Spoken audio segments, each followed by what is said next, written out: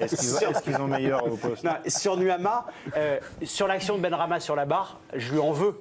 Parce qu'il doit la donner, mais bien avant. Et pour le coup, là, Benrahma, il aurait été dans une meilleure situation, il aurait pu contrôler, fixer et finir. Il lui donne trop tard, Nuama. Ouais, non, là, tu te trompes. C'est quand il arrive à contrôler, fixer, et qu'il les met à côté. Comme Cavani. Là, il a été obligé, comme Cavani, il a été obligé de frapper direct. S'il a du temps, S'il a du temps, il réfléchit, il l'aurait mis à côté encore. Mais Nuama, je lui en veux sur celle-là. Je pense que s'il lui donne juste un peu avant, je pense qu'il enroule. Au lieu de fermer son pied. Et donc, il y a but. Et s'il enroule. Donc, Régis, tu es d'accord avec moi? Il a enroulé 4 fois dans le match, et il l'a mis de l'autre côté, dans la tribune.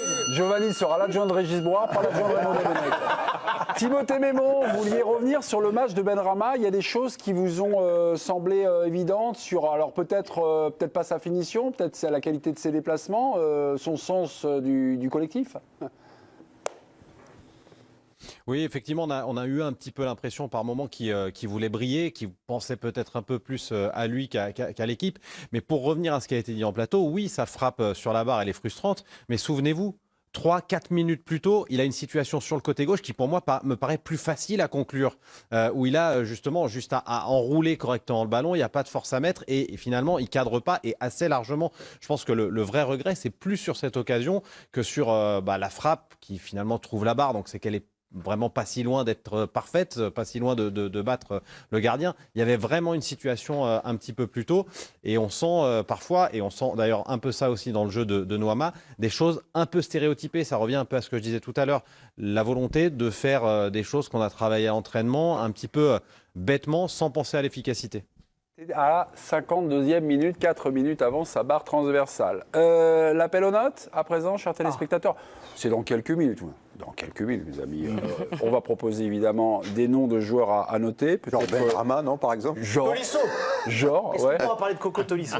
Coco Tolisso, moi j'ai eu Didier Deschamps là, qui me dit là c'est bien. Là, pour les matchs de novembre? Non. Non, pas pour les matchs de novembre. À mon avis, il n'y sera pas. Il n'y sera pas? D'accord, très bien. Source contre source. La Casette non plus. C'est un nouveau concept dans l'équipe du soir.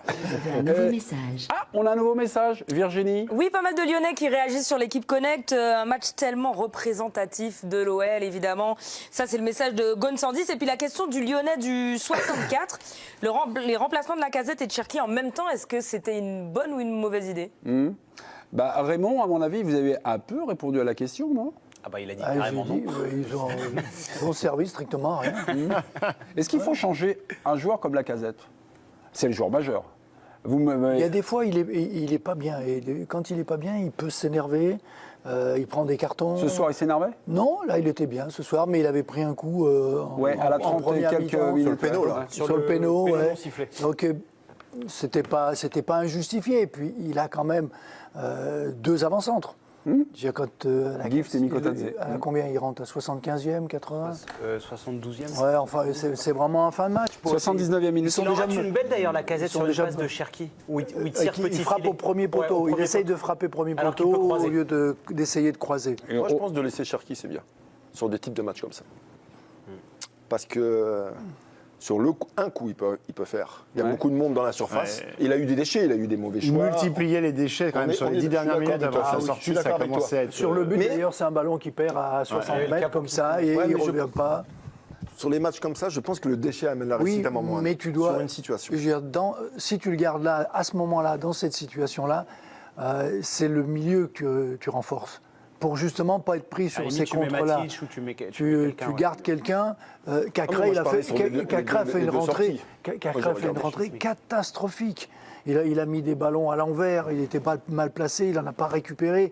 Je veux dire, c'est tous les changements qui sont additionnés en négatif, en fait, pas en positif. Mes amis, 30 tirs. 9 cadrés, donc à partir de la 60, le but de Gedson Fernandez, on sent que le match a un peu déjà basculé. Déjà quelques minutes auparavant, il y a eu un poteau sur un contre. Est-ce qu'au fur et à mesure que on tire, que ce soit pas cadré, que le score est pris et tout ça, est-ce que c'est pas la faute du coach? Non, est-ce qu'on joue un peu différemment? Est-ce qu'on commence, on va dire, à sortir du truc? Je pense que tu renforces la confiance de l'adversaire déjà et d'une. C'est peut-être le plus important parce qu'un adversaire qui subit comme ça pendant plus d'une heure qui pense qu'il va perdre, qui tient, qui sauve des situations complètement démentielles. Ça, j'ai senti ça plutôt à la fin du match, là. Ben ouais, mais je sais pas, tu sens qu'à un moment, le hold-up, il le flaire. C'est l'odeur du hold-up. Et on le flaire tous. Pardon ? Non, c'était l'odeur du hold-up. Non, je cite les grands auteurs. Non, mais je pense que voilà, c'est les vases communicants. Toi, tu perds confiance parce que tu rates tout, et derrière, ils défendent super bien, et puis... je sais pas, j'ai vu ça comme ça. J'avais noté, moi, Tu le sens venir, le truc. J'avais noté sur une action, sur une contre-attaque de Beşiktaş, un ballon, c'était à la 67e minute, c'est la balle de 1-0 pour Beşiktaş, c'est Immobilier donc sur le poteau, ok. Et à l'origine, c'est Lyon qui attaque. Et Tolisso, donc, qui est devant la surface, et qui fait une drôle de passe, en fait. J'ai pas du tout compris son choix, parce que c'est soit une passe, enfin, en tout cas, elle est tout de suite, enfin, c'est même pas une passe interceptée, c'est une passe en direction. C'est l'idée que quand on attaque, quand ça passe pas, on tente quoi? Des passes défis, on respecte pas les logiques de jeu, sur les choix là. Et donc finalement ça donne des munitions. Ça a donné la première munition. Forcément, tu te dis ça passe pas, donc tu essayes de forcer, parce que vous avez été entraîneur, vous connaissez. À un moment, tu te dis, j'en ai trop laissé passer, je vais finir par me faire piéger. Donc les joueurs, ils ressentent exactement la même chose. Donc oui, mais là, c'est un peu. Ouais. Mais peut-être que tu essayes de forcer une passe que tu n'aurais pas tenté, ou tu te dis, je vais essayer encore d'être patient, de faire circuler, de mettre une séquence de possession. Mais là, il faut Luis Enrique comme entraîneur. Ah, ça, je sais pas. Mais visiblement, Luis Enrique, quand ses joueurs marquent pas, c'est de sa faute à lui. Là, ce soir, on n'a pas parlé de Pierre Sage une seule fois. C'est que quand c'est Luis Enrique. C'est pour ça que les entraîneurs que vous êtes restent obsédé par l'équilibre jusqu'au bout. Jusqu'au bout. Ouais. Jusqu'à la dernière seconde, même à 0-0, même à 30 tirs à 0. Il faut garder l'équilibre. Il faut que tu restes il vaut mieux rester à 0-0. Voilà. Et là, je pense que Pierre, il aurait été content de ramener un point. Le phénomène qui se passe, c'est que les joueurs se libèrent beaucoup plus. Les latéraux sont sortis, les milieux, Tolisso, il était très haut. Il n'y avait plus que Cacré derrière. Tu libères des espaces, tu donnes de la confiance réellement à l'adversaire. Mais pardon, mais de libérer les espaces, moi j'ai eu l'impression, là, en voyant cette première action qui débouche sur un poteau, ils libèrent des espaces, mais en fait c'est les Lyonnais dans leur mauvais choix de jeu à la balle. C'est eux qui donnent le truc. Mais s'il y a plus de, s'il y a plus de choix de passe, ils ont été moins efficaces devant, donc ils mettent pas l'adversaire en danger. Ça fait qu'il ne défend pas. Il est presque en position déjà de se dire on va récupérer le ballon et on va pouvoir partir. Les mecs sur les côtés, ils se disent il peut y aller, bon, il y a du monde, on va récupérer et ça va repartir tout de suite. Joue la carotte. Juste, Raymond, une petite pause, puisqu'il y a des nouvelles qui se passent. Il y a quelques minutes, Timothée Mémon nous disait que l'ambiance du match s'est passée c'était relativement bon enfant, je cite Timothée Mémon. L'après-match commence à être un peu tendu. Vous avez quelques images d'ailleurs qui vous parviennent. Oui, des images de notre confrère d'RMC, Nicolas Pelletier notamment, qui a posté cette vidéo sur Twitter avec des grosses tensions et puis l'intervention des forces de l'ordre qui est en cours. Voilà, on va les regarder comme ça. Pour quelle raison ? Des tensions entre supporters bloqués dans le stade. On apprend des choses, on apprend des informations en direct et on vous les donne. Il semblerait, mais pour l'instant, on va prendre des précautions oratoires, en tout cas en disant qu'il y a quelques débordements donc à l'issue du match et certains supporters sont bloqués dans le stade. Est-ce des supporters de Beşiktaş ou pas pour l'instant? On vous donnera quelques nouvelles. Et pour l'instant, notre envoyé spécial est bloqué en conférence de presse, mais Timothée va essayer évidemment de se renseigner. On va revenir là, sur l'équilibre. C'est un problème d'équilibre. Raymond dit couverture. Et moi je dis, en fait, est-ce que le problème c'est, quand tu as la balle, c'est l'utilisation du ballon en fait. C'est l'utilisation du ballon, alors c'est la protection ou la couverture. Non mais c'est lié.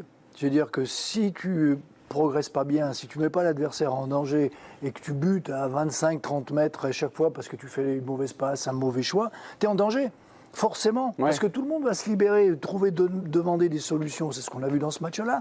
Je l'ai dit tout à l'heure. En plus, avec le profil des entrants au milieu. C'est-à-dire que si tu mets Matic, t'as pas la même chose qu'avec Maxence Cacré, qui est en beaucoup moins fort, bien sûr, que Tolisso, mais qui est dans un registre de proposer.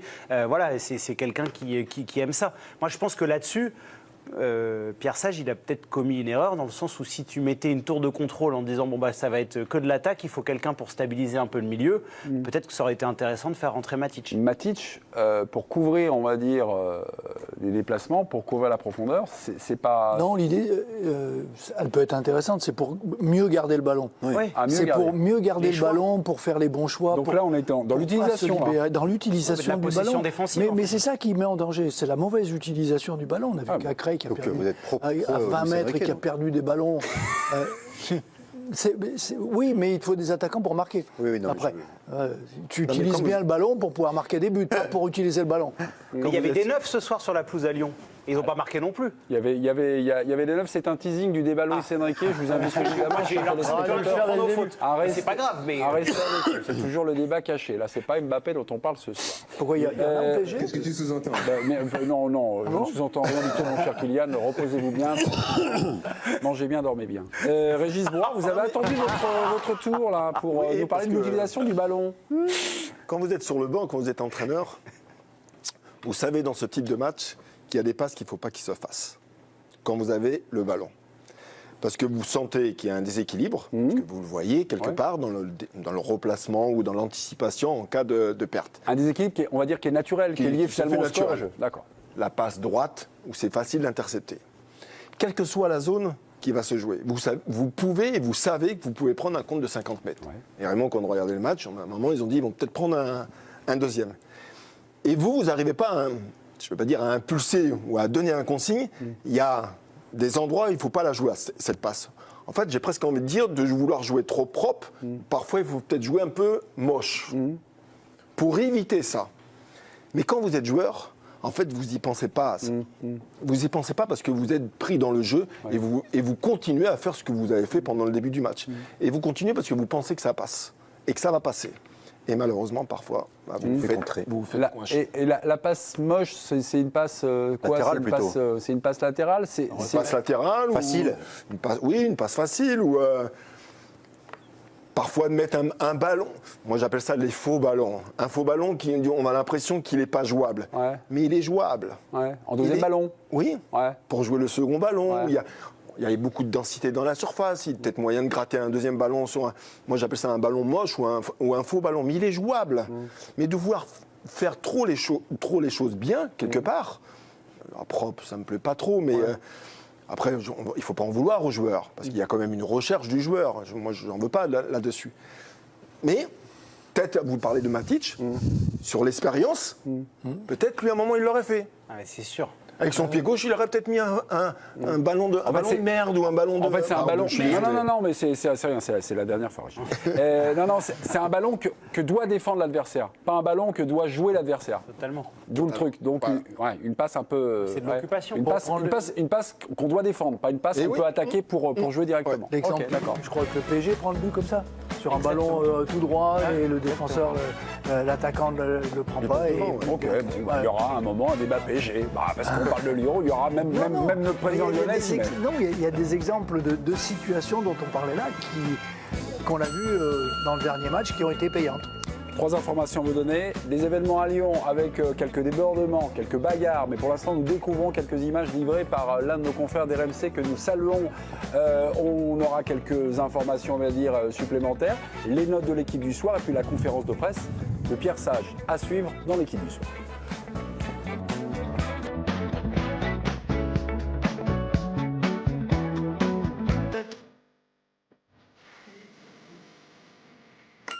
Retour sur le plateau de l'équipe du soir. 1-0 pour Beşiktaş. Et pourtant, Lyon a dominé. Lyon a eu des occasions. On les a notées. Enfin, les occasions, notamment des tirs. C'est 30 tirs. 30 tirs avec beaucoup de déchets. On va filer en conférence de presse et retrouver Pierre Sage. Question de notre envoyé spécial, Timothée Mémon. On y va. J'y vais. Bonjour. Timothée Mémon pour la chaîne L'Équipe, on se faisait la remarque, notamment dans le débrief, là, que ce n'était pas nécessairement la meilleure équipe qui avait gagné aujourd'hui. Ça vous laisse des frustrations et comment vous expliquez avoir eu autant d'occasions et avoir péché dans le dernier geste? À la fois des frustrations, mais aussi un rappel de notre responsabilité qui est de tuer le match quand l'opportunité se présente. Et aujourd'hui, on a eu plusieurs fois l'occasion de le faire en première mi-temps et malheureusement, on les a laissés dans ce scénario-là. Et ils ont commencé à le construire par une première occasion au début de deuxième mi-temps, puis le but, et ils n'ont même pu adhérer le score.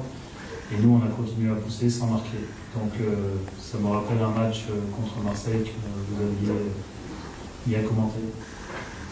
Ça lui rappelle le match OL-OM, perdu par l'OL. Non, il exagère. Ah ouais? Ah non, j'ai trouvé Lyon bien meilleur pendant 55 minutes ce soir que que face à l'OM, pour le coup, parce que Marseille a fait basculer cette match dans la folie. C'était pas du tout la même intensité, pas du tout la même adversité. Il y a beaucoup plus d'écart entre l'Olympique Lyonnais et le Beşiktaş qu'entre Marseille et l'OL. Je crois que c'est pas ce qu'il voulait dire. Je sais pas, personnellement, j'ai mal entendu. Mais oui, mais on avait les droits sur le micro du questionneur. On a entendu la douce voix de Timothée, impeccable. Non, c'est juste, c'est par rapport à cette idée qu'on évoquait tout à l'heure, c'est qu'ils se sont lâchés, ils se sont libérés, ils sont allés chercher. Il a vraiment dit ça ou c'est pour vous faire mousser tous les deux? Non, je pense que c'est ce qui ressortait dans ce qu'il a dit. Ah oui, ok. Pour ceux qui écoutent. Non, mais j'ai pas entendu. En vrai, j'ai pas entendu Raymond. Des problèmes d'audition. C'était ça. Quand il compare à Marseille, c'est qu'ils sont partis justement. Ils ont essayé de pousser, ils sont revenus et ils se sont fait prendre de la même manière. Dans ce cas-là, il a raison. Ouais, donc il a raison. Régis? Je l'ai pas dit là. Si, une fois, j'ai noté le 10e. Excusez-nous parce qu'on compte les jeux dire, c'est un nouveau tactique de Raymond qui lui dit des jeux dire en retour, voilà. Ça, je vous invite à regarder évidemment la chronique d'Hugo Andrani le vendredi, la barre de l'équipe du soir, voilà pour la promo, merci beaucoup. Et puis demain, tiens, on aura en plus Didier Drogba, voilà, on aura Didier Drogba comme président de l'équipe du soir pour entamer à 2 jours du Classico. J'ai pas loupé la promo, hein. Marseille, voilà, ça sera dimanche, mais le Classico commence chez nous dans l'équipe du soir. Dès demain. Vous étiez en train de dire que finalement... Je trouve sévère Giovanni par rapport au match contre Marseille. Moi, je trouvais qu'ils avaient fait un match intéressant. Alors après, le scénario, Marseille a distrait très rapidement, a fait que... Moi, je trouvais qu'ils avaient proposé des choses. Après, c'est le scénario à la fin qui font qu'on change un peu la donne parce qu'ils prennent ce 3e but sur une situation improbable, sur une situation de compte parce qu'ils viennent d'égaliser. Et je trouvais que contre Marseille, il y avait beaucoup plus d'intensité que ce soir. Et l'adversité a proposé. La proposition en face, c'était pas la même. Voilà, la proposition de Marseille, c'est différent. C'est ça. Et de faire la comparaison de ces 2 matchs sur l'adversité, je trouve qu'elle est difficile dans la lecture. Bien sûr, c'est pour ça que j'ai pas compris que. Mais contre Marseille, le sous-texte a été expliqué sur le scénario. Mais Raymond, dans votre première intervention, puis il y avait tout à l'heure un petit message d'un supporter de l'Olympique Lyonnais, c'est une défaite tellement lyonnaise, c'est-à-dire de jouer, de bien jouer, d'attaquer, de pas conclure et finalement de se faire piéger. Enfin, c'est des époques et en début de saison, c'était pas tellement le cas. Non, mais en tout cas, notre supporter de l'Olympique Lyonnais n'est pas supporter depuis cette saison. Je pense que voilà, il a des références, en tout cas. Non. Ils ont eu une période où c'était surtout parce qu'ils étaient tellement mauvais, ils ouvraient tellement d'espace à l'adversaire qu'ils se mettaient en difficulté. La saison passée, ils jouaient pas au début, parce que la fin de saison. Ils avaient des matchs où ils étaient vraiment. Est-ce que c'est mieux là? Après, au début, c'est mieux là, là, et notamment dans ce match, que c'est plus. Moi, je trouve que c'est plus équilibré. Ouais. Et défensivement, c'est plus consistant collectivement. Il a corrigé ça un peu, Pierre Sage, parce que l'an passé, je compte pas le début parce qu'ils n'avaient pas de coach. Fabio Grosso, j'appelle pas ça un coach, mais à partir du moment où Pierre Sage est arrivé, c'était la signature de l'OL de Pierre Sage. C'était des scénarios totalement fous où c'était des matchs ping-pong, et dans cette folie-là, les Lyonnais sortaient très souvent vainqueurs. Mais depuis la défaite, justement, face à l'Olympique de Marseille, c'est une équipe qui est bien plus équilibrée, plus structurée, avec énormément de réussite la saison passée quand même. Ah si, énormément. Ils ont mis beaucoup d'états. Franchement, je trouve qu'ils ont mis beaucoup d'ingrédients. Ce soir, ils ont mis beaucoup d'ingrédients et ils ont eu 0 réussite. On était d'accord là sur ce constat. Je vois ce que tu veux dire. Oui. Beaucoup d'ingrédients. Ah, c'est des chances. On a mis les ingrédients. Mais vous arrêtez. Qu'est-ce que vous avez fait, Didier? C'est vous qui êtes le roi des ingrédients. Dans quelques minutes, Giovanni nous parlera de l'expérience. Il y a beaucoup d'entraîneurs. En voulez-vous à l'OL ce soir? Oui, j'en peux. C'est Régis qui adore son jingle. Un petit point. Le Classico de ce samedi promet d'être électrique avec une affiche passionnante entre le Real Madrid et le FC Barcelone. Avant de continuer, pensez à vous abonner pour ne rien rater de l'actualité du Real Madrid. Laissez vos avis en commentaire et partagez la vidéo avec vos amis pour qu'ils rejoignent la communauté des Madridistas. À la Madrid. Ce choc de la 11e journée de Liga rassemble les 2 rivaux historiques dans une rencontre où chaque détail comptera. Le Real Madrid, sous la direction de Carlo Ancelotti, peaufine sa préparation à la Ciudad Real Madrid. L'équipe a mis l'accent sur l'intensité avec des exercices de possession, de pressing et des matchs à dimension réduite. Les absences de joueurs clés comme Courtois, Rodrigo, Carvajal et Alaba, toujours en phase de récupération, pourraient peser sur les merengues. Mais le Real compte sur l'explosivité de Vinicius Junior, qui sera sans doute l'une des principales menaces en attaque. Du côté du Barça, l'équipe arrive en confiance après une performance impressionnante en Ligue des Champions. Grâce à un triplé de Rafinha, les Catalans ont écrasé le Bayern et mis fin à une série noire de 6 défaites contre le club allemand. Cette victoire renforce leur dynamique, et Rafinha s'impose comme une arme offensive redoutable. Il pourrait être l'un des acteurs décisifs du Classico, surtout face à une défense madrilène potentiellement affaiblie. Tous les yeux seront donc rivés sur ces deux talents brésiliens, Vinicius Junior et Rafinha, qui auront l'occasion de briller dans l'un des matchs les plus attendus de la saison. Ce duel ne se résumera pas seulement à une rivalité sportive, mais aussi à une confrontation d'agressivité et de créativité entre ces deux attaquants explosifs. Qui prendra l'avantage ce samedi? Les Merengues chercheront à défendre leur terrain tandis que les Blaugrana voudront enchaîner après leur exploit européen. Ce Classico promet de marquer les esprits.